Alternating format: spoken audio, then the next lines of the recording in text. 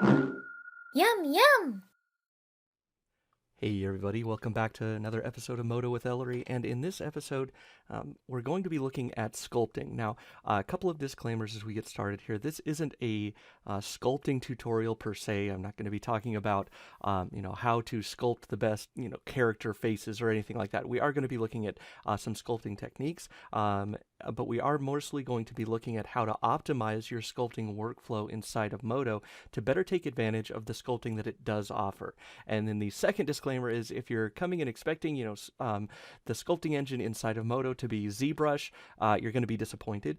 That's not the point here, but the point is to look at what is going on with the sculpting engine so that we can better understand it and use it so that you can get better responsiveness out of the sculpting, and also use it in order to really get the stuff done that you need to. And in many instances, you can use this for a lot of really good sculpting work inside of Modo, even on really heavy poly counts. So to get started here, we're going to start just with this quad ball sphere that's subdivided here, and right now we're looking at 9,400 triangles. Not a lot of subdivision here. We're going to go ahead and turn on our sculpting tools and turn on multi-resolution. And the big thing to understand here is really what's going on with multi-resolution sculpting. So if I turn multi-resolution off, and we sculpt here. So if I just get a brush size and I click and drag, what's going on, and here I'm going to turn symmetry off because we don't need it. What's going on, let's turn our offset up a bit here, is that we're taking and we're pushing points outward. And without multi-resolution on, we're limited to just pulling the actual vertices that exist on the mesh, the vertices and edges and polygons, and moving those around, really. So this is basically just like a soft manipulation mode at this point, and that's all it's doing, just moving those vertices out. Now, when we have subdivision surfaces, the idea, of course, is that we take each polygon, and for one subdivision level, we divide that polygon by 4, and then for another subdivision level, we divide each of those polygons by 4. So each time we quadruple the number of implied polygons in the scene, and those are going to be the polygons that give us the smoothed appearance of subdivision surfaces. Now with multi-resolution, we're actually then sculpting on the implicit polygons that exist with subdivision surfaces. So when we turn this on and we get a little smaller brush, instead of just being able to sculpt on the points that are right here on this polygon, I can sculpt on the implied points. So we can see this starting to pop up. But since right now we only have, at this point, 16 polygons filling up this surface, you can see that it's not really working very well because it's low resolution. All right, so this should be no news to anybody, but bear with me here. So if we zoom out here, we can see that, okay, yeah, we can start to do a little bit of very rudimentary sculpting at this level, but we don't get very much. So let's start moving up. So let's hop up another level.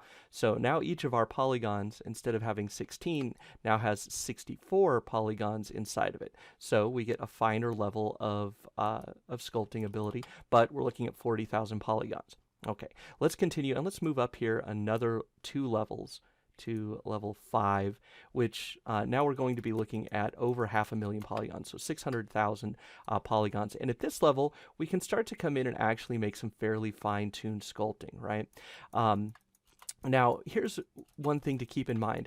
As you get to a new level of subdivision for your multi-resolution sculpting, pay attention to what the polygon limit is. And by that I mean, if we look here and we get a good angle, we can see that we've got polygons showing up here. And actually here, let's switch over to our gooch tone so we can see this a bit better. So we can actually start to see polygons, right? So it means we're really sculpting at a detail level beyond the threshold of what our current subdivision is allowing. So when we can see polygons, we're basically sculpting on more resolution than we have at this point. So if I zoom out a little bit, you can see, okay, so about here, we're seeing polygons. If I zoom out a little bit more, we go maybe here, it starts to get a little bit smoother. So this is going to be something that's going to work a little bit better, right? Let me take my steps down.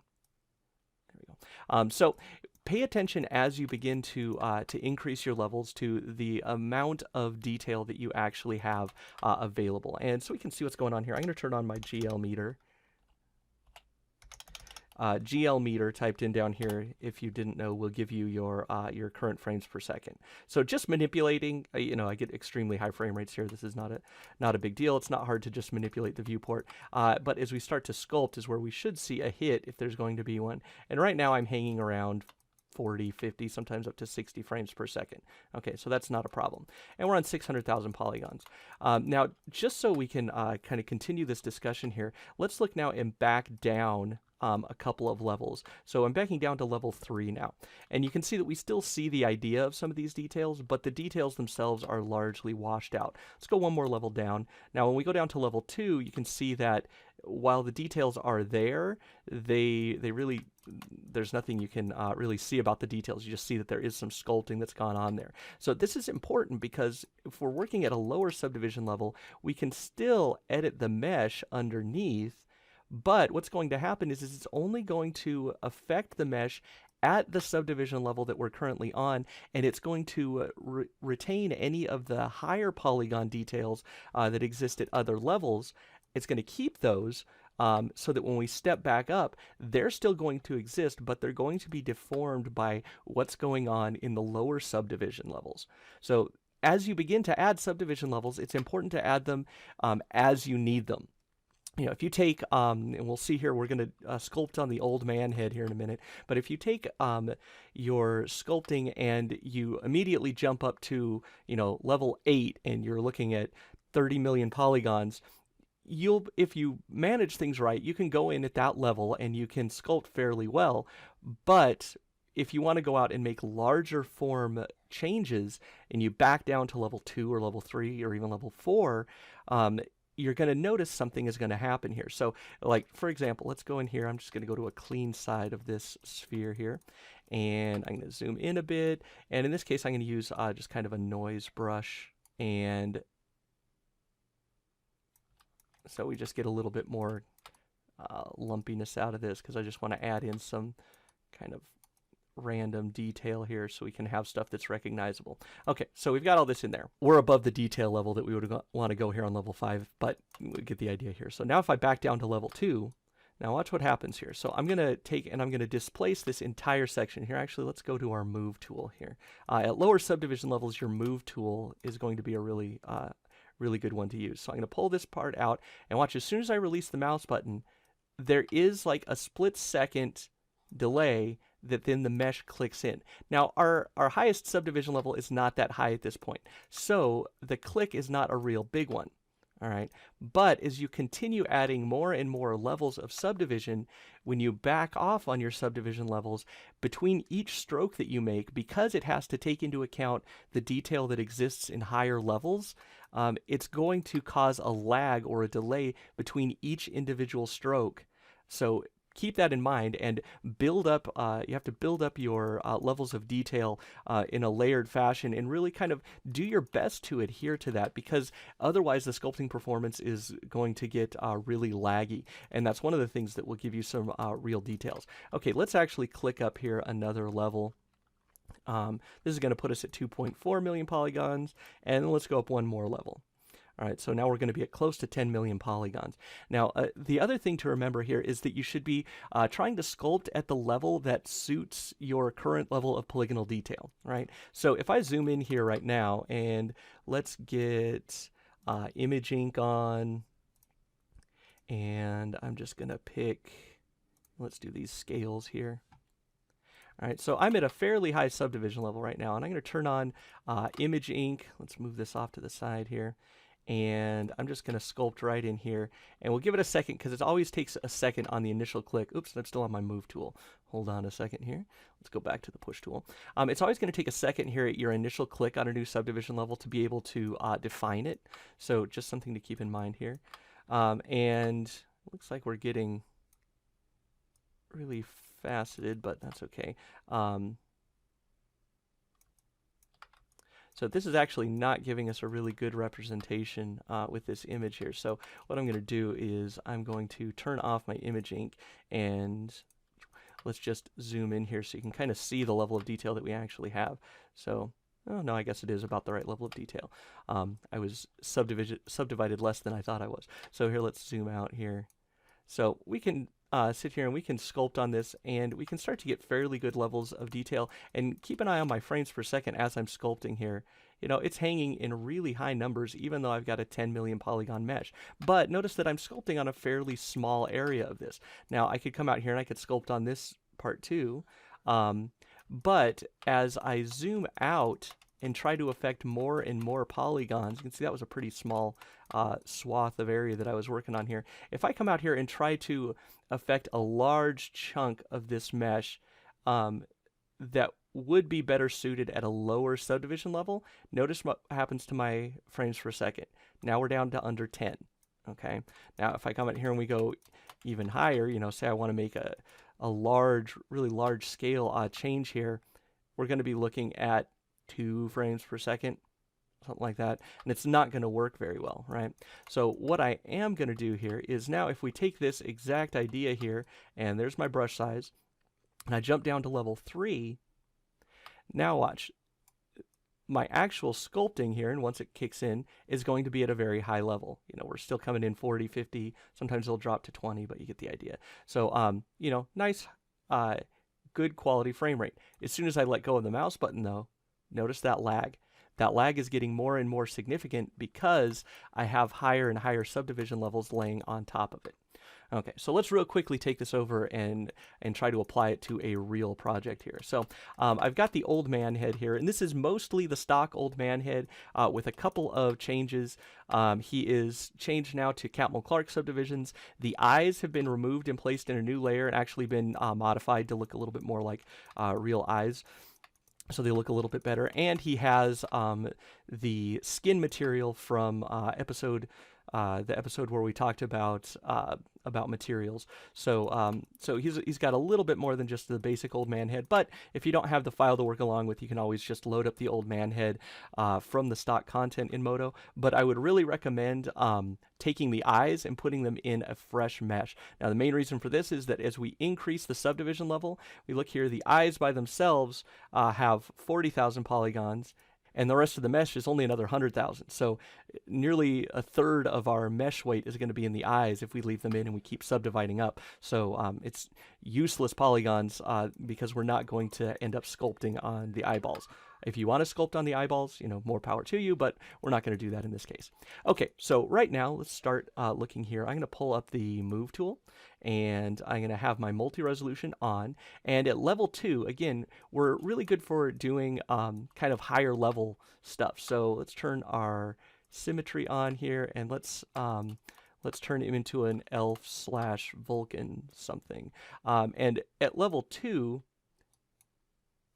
helps if you have the right layer selected. At level 2, you can actually make some fairly decent changes like this. This is where you're going to make these higher order changes, changes to your character's features, you know, stuff like that. If you're sculpting something like a planet, you know, this would be where you would be working on continents, you know, here, level 2, level 3, this is where you would do that kind of work, right? You don't want to go too high because then you start ending up with those problems where when you're dealing at a really high subdivision level and working on a large area of your mesh, it's just going to kill the frame rate. All right, so as we're working here, we're getting really good frame rates because, you know, we're only working on, at the moment, 64,000 polygons, right? So now let's see. So other changes that we could make here, and let me make sure that my inactive meshes are visible. Oh yeah, in my eyes I want to see them so that I can kind of make some adjustments to my eyelids here.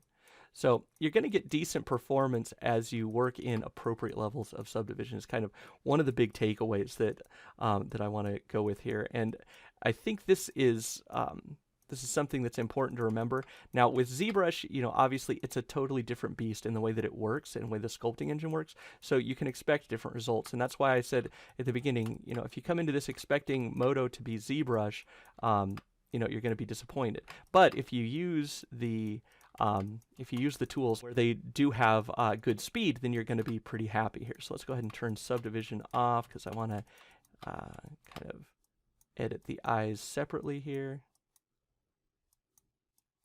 kind of open this one up a little bit more. And I'm just making like little changes here. Like I said, this is not a tutorial on sculpting as much as it is a tutorial on how to get better performance out of your sculpting. Because I think that's a really important thing, and there are a lot of good, talented sculptors out there that maybe could do better work if they, if they have the tools behaving at their best. So let's go ahead and do that. This eye a little bit more closed. And that's all I'm going to do on this level. Okay. This would also be a level, where you could, add in like, oops, little facial expressions, a little bit of a smirk here or something. Okay. So now as we move on, let's kind of try to identify the level of detail that's appropriate at each of these levels. So I find that it's a really good idea to take each level and do a little test look and see, okay, obviously I can't get that high level here. So really this level that I'm at, I could probably just do more of the large feature details, but I'm going to skip right past that and move on up here. So at this level, as we can start to see some slightly smaller details coming in. So if I wanted to put in some things where, maybe I wanted to affect, some of the skin down here, I could probably go in and add in some extra, kind of folds and things down here, kind of larger stuff like that. Now, another thing is also remember that your smooth tool, as you're working, the higher resolution you are, the less your smooth tool is going to affect the lower resolutions. So just a side note there. Okay, so let's keep moving on up. Now we're at 1 million polygons, means our next one is going to take us up to 4 million polygons. And at this point, we're actually, let's see, let's get a quick look here. I just kind of want to see here. Oops. There's that initial click that always takes a little longer. And we're still at a little bit low level here. So I'm actually going to be kind of leapfrogging a few levels here. So we're going to jump right up. Now we're going to be looking at about 16 million polygons. So each subdivision level will also take a little bit of time to adapt and roll onto the surface of your model. I'm trying to not edit out any of the pauses in between, just so you can see that stuff does take a while, even though once we get going it works pretty well. So now we're at 16 million polygons, and this is going to be a pretty good depth here, where if I get something like the carve tool, I can start to get in some nice wrinkles here. So let's go in here again, give it a second, because that first click is always going to take a moment to initialize. And it will take a little bit more with each subsequent subdivision level, so just be patient. Okay, there we go. So now we can start to see that this is at a level where I can get some decent wrinkles here. So I'm going to do some wrinkles in the eyes.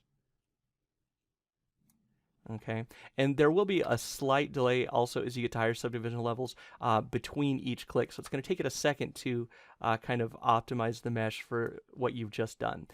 But the actual stroke itself should be fairly clean. See, I'm still dealing with pretty high frame rates here. All right, so that's good. Let's go down here. I'm going to look at kind of accentuating some of the folds that are already in the mesh here. So let's just add in a few more kind of wrinkles coming off of here. And like I said, I'm not going to go nuts here because that's not really the point of this tutorial. And this time I've got symmetry off because I'm just going to sculpt on one side and leave the other side as is so we can kind of get a good idea. So let's come down through here, and I want this to be a little bit more craggly, with a couple of off-shooting wrinkles coming across the eye here. And, notice that with each stroke, I'm just giving a second in between clicking and going on to the next one. I'm just kind of planning ahead what I'm doing instead of just trying to make one sculpt after another. You'll notice that your frame rate is really going to drop if you start to kind of bogging the engine down and trying to go stroke, stroke, stroke, stroke, stroke. If you keep your strokes a little bit more deliberate, you can end up with, really nice detail. And let's see, that's probably didn't want some of those. So let's go and smooth some of these out. But you can see here, going along with my smooth tool, I'm aiming at 50, 60 frames per second. So this is working pretty well. Okay. All right, so there we get the general idea there, okay? So then let's look at just one subdivision level farther. And I'm going to go ahead and click it up before I start to explain. Yes, I'm going to exceed my subdivision count, I know. Okay, so as we get to the really high level, at this level, I honestly believe that what we're going to get out of here could be very easily supplanted with a bump map, or a normal map in that case. So this is the kind of thing that the actual the disturbance of the surface is going to be so minor at this level that you could use a nice quality bump map and you're really not going to notice much of the difference. But just so you can see, what really does work well at this level is going to be very, very minute changes to our surface. Now, another thing to keep in mind is that as you do this on these higher subdivision levels, again, make sure that you're thinking about the relative change in the surface. So if I'm dealing with just moving around these polygons themselves, if I'm modeling this and I were to take the polygons on the nose and I was going to move a vertex out, I wouldn't move a vertex on the nose from the bridge all the way out here and expect it to look good because it's going to be stretching the model so much. And really, you can think about sculpting the implicit polygons pretty much in the same way.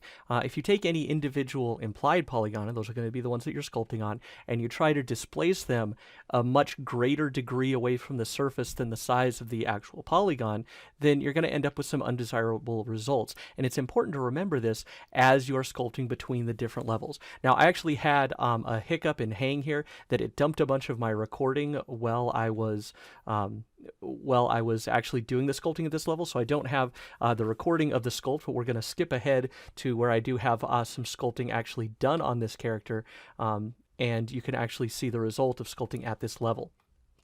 So if we look at this here, and now we can zoom in, you can see that what I'm getting here is that this is using image ink, and so I'm getting texture down in here. Now I know this isn't physically accurate for this old man's skin. Like I said, this is more of a proof of concept than anything else, but you can see here, if I get really far in, you can finally start to see the polygons break down at that level. And this is when we're so close to the character that you really can't even tell the difference. And we'd have to be this close to be able to see any kind of actual surface disturbance that's going on here.